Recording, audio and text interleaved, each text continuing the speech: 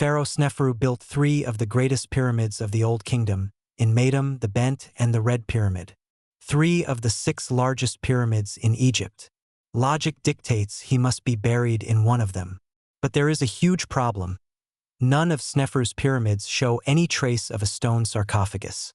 What if his burial place, the most important location in ancient Egypt, is not where we thought? If the pharaoh isn't in a pyramid, then where is he? We turn to Mastaba 17 near the Maidum pyramid. It is right next to the pyramid, enormous in size, but has no inscriptions. Historians believed it was the tomb of an unknown prince, but its architecture screams that it is a royal tomb.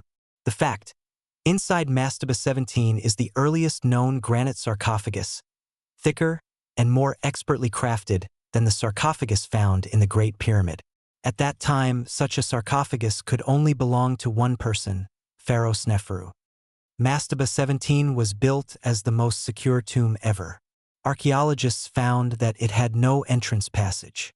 The entire structure was sunk into the bedrock and then sealed.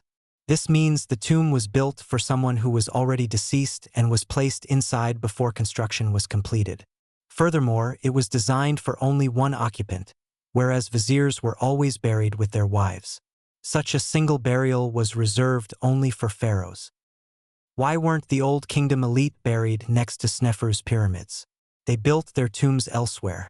Mastaba 17 is the only tomb allowed to occupy the exclusive spot next to the pyramid.